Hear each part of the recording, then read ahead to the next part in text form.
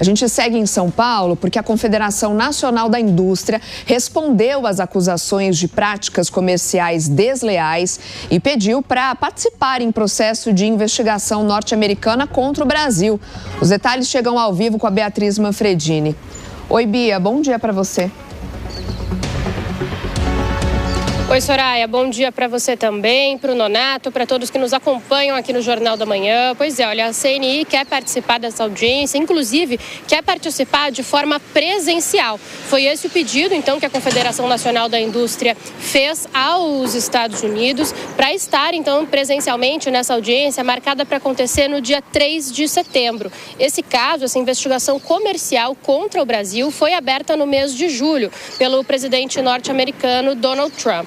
E aí, então, em uma nota assinada, inclusive, pelo presidente da CNI, Ricardo Alban, eles fazem essa solicitação ao escritório do representante de comércio dos Estados Unidos, pedindo, então, para participar. Nessa mesma nota, além desse pedido, eles já fazem ali diversas alegações, a CNI lista diversos pontos que demonstram que o Brasil tem um comércio leal e legal com os Estados Unidos. Eles citam que essa investigação por supostas práticas comerciais ilegais são infundadas e não oferecem base legal ou factual para que o Brasil seja sancionado. Então, entre a lista que a CNI colocou nessa nota, cito, por exemplo, alguns pontos. Eles dizem, olha, que não há, por exemplo, supostas restrições ao comércio digital, nem favorecimento ao sistema de pagamentos PIX. Também dizem que eles mantêm um ambiente competitivo e adotam medidas condizentes e compatíveis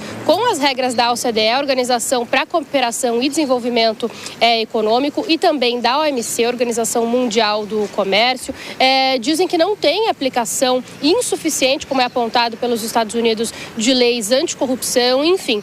Durante, então, essa nota, eles vão desmembrando cada um dos argumentos dos Estados Unidos e refutando, então, ressaltando nesse pedido para participar da audiência que não há nenhum tipo de comércio ilegal no país e que a relação entre Brasil e Estados Unidos é uma relação equilibrada, de um comércio equilibrado. Agora a gente precisa aguardar, então, qual vai ser a resposta do governo norte-americano. Soraya, lembrando que a audiência está marcada para o dia 3 de setembro. Obrigada, Beatriz, pelas suas informações. Vamos continuar aqui no telão, chamar os nossos comentaristas, para a gente analisar essa postura da CNI. Zé, eu vou começar por você dessa vez. Será que a Confederação, de forma mais ativa, pode ajudar o Brasil de alguma forma a reduzir essa pressão aqui sobre o país, mudar os rumos dessa investigação? Pois o Brasil é uma economia de mercado. Outros países podem até não ser, por exemplo, a China, que é meio lá, meio cá. O Brasil não. O Brasil adota uma economia de mercado e está aberto a investimentos externos. Os que investem no Brasil têm a liberdade de sair com lucros e enfim, ou desinvestir a hora que quiser. E a CNI está aí para mostrar isso.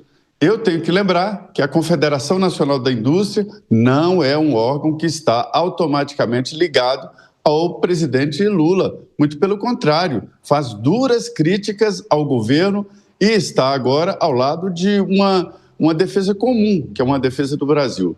Me dizem, Soraya, no Congresso Nacional, que o presidente Lula perdeu uma grande chance de fazer um movimento unificado pró-Brasil, pró-indústria nacional.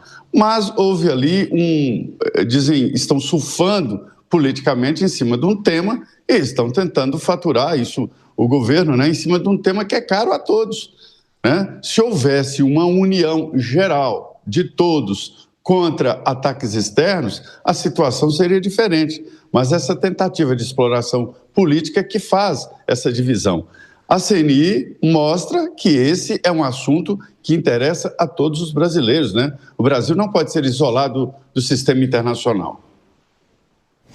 Deise Ciocari, esse é um ponto importante que o Zé levanta, quando ele fala dessa integração que você tem que ter até para a defesa desses empregos e desses setores da economia mais afetados, e não exatamente surfar na onda política dessa história toda, Exatamente, Nonato. Eu até ia pegar esse ponto que o Zé falou, Porque aonde que a gente ainda tem uma certa vulnerabilidade nessa história toda, né?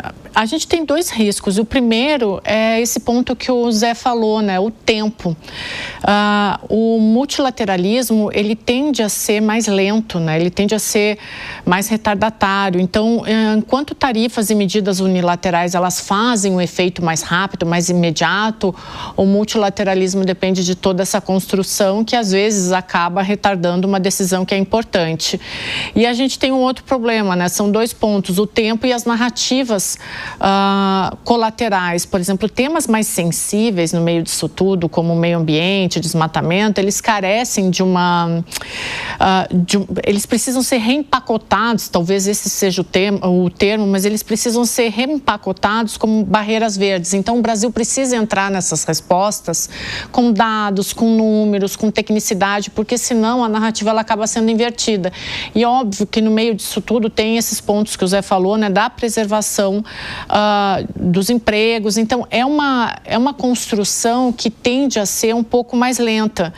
E aí a gente tem que manter esse contencioso na OMC e, em paralelo, abrir também os canais técnicos, isso é muito importante, para desarmar alguns pontos específicos dessas narrativas americanas, em relação ao PIX, que o Brasil já tem feito muito bem, em relação ao etanol.